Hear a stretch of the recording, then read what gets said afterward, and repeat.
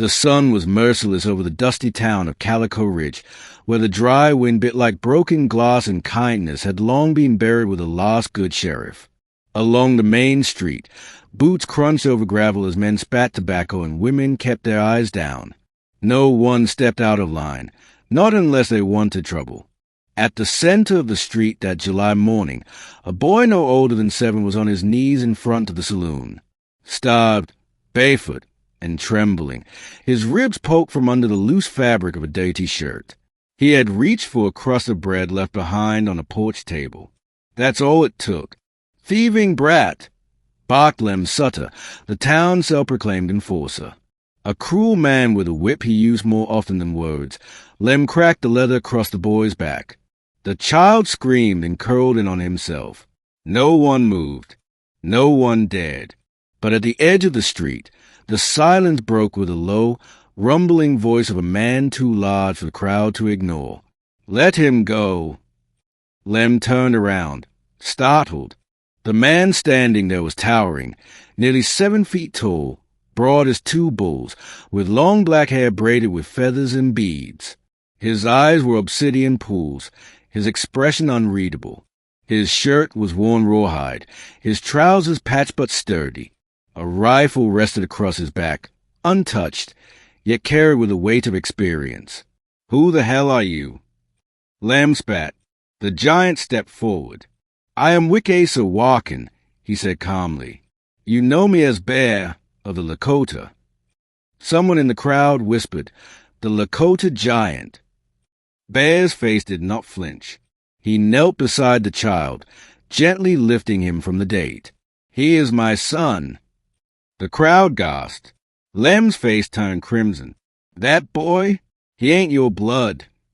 Bear rose, holding the child close. "Blood makes kin, but love makes family." Chapter 2. The Woman in the Shadows. Bear took the boy, who would not speak, to a small shack at the edge of town near the abandoned rail line. There, he gently cleaned the wounds with warm water and old herbs, singing low in Lakota. The child winced but never cried again. There was defiance behind those silent eyes. The town whispered. Some said Bear had lost his mind. Others remembered stories of him fighting in the war, his bare hands breaking bones on battlefields no one spoke of. Many just warned their children to stay away. Only one person dared come to Bear's door. Her name was Clara Dane. Clara was known in Calico Ridge as the woman with the scar. It ran from her left brow down to her chin, burned into her skin the night her husband tried to kill her during a whiskey-fueled rage. She shot him before he could finish the job and spent 3 years in prison for it. Since her return, she'd lived in the back of her sewing shop, walking with a limp and keeping her heart guarded as steel. But Clara had seen the boy, and something inside her cracked. "I brought food," she said, standing at Bear's door with a basket of bread and beans. Her voice was low, wary, and clothes. From the church's donation box. The ones no one wants.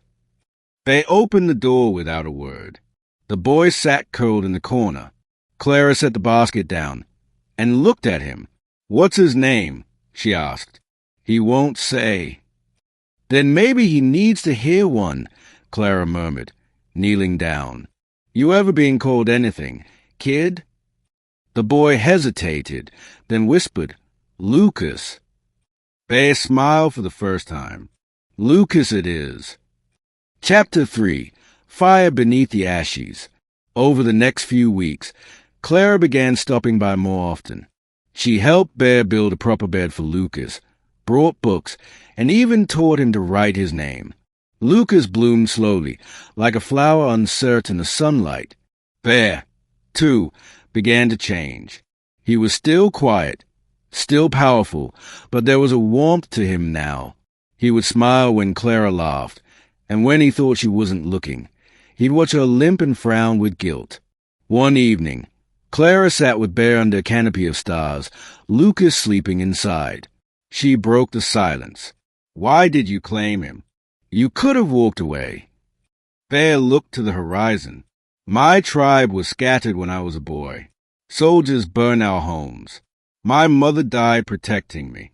I was left behind. A white woman raised me. She had no reason to, but she did. She called me her son. Clara swallowed hard. You know they still want you gone. Lem and his men. They won't forget what you did. I don't care, Bear said softly.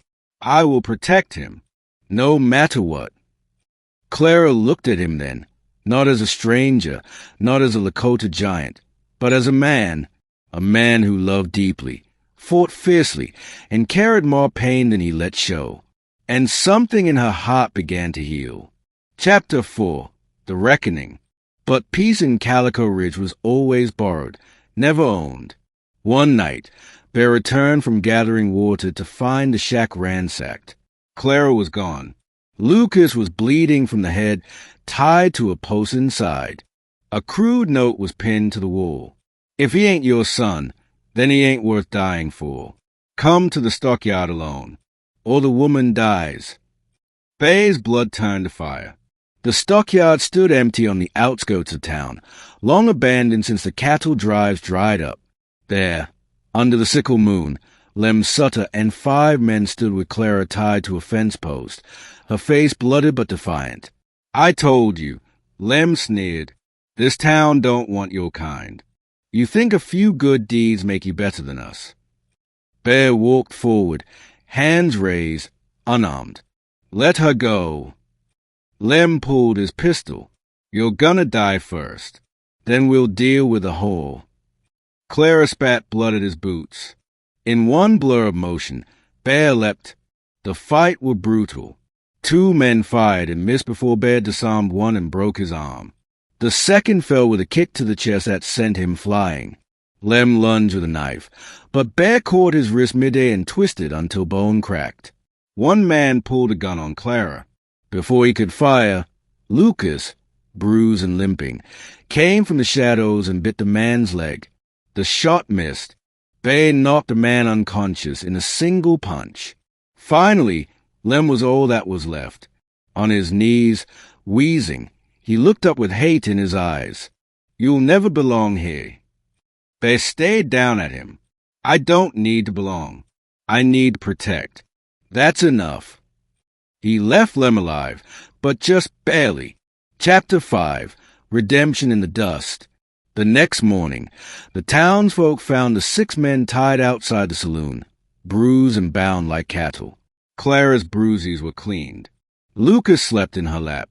Bear stood silent, watching the town with a quiet, thunderous warning in his eyes. No one ever touched Lucas again. Some people left Calico Ridge after that.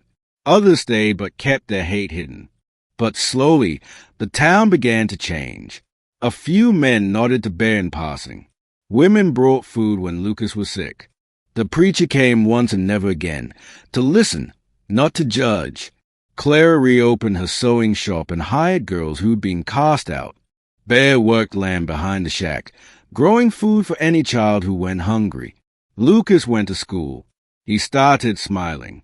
And at night, beneath the wide prairie sky, Clara and Bear would sit together on the porch, watching the stars and the boy who had given them both something they thought was long lost. Hope. Epilogue. A year later, the town threw its first spring fair in a decade. Clara wore a blue dress and walked without her cane. Lucas won the pie-eating contest. Bear stood tall beside them, arms crossed, a quiet smile playing on his lips.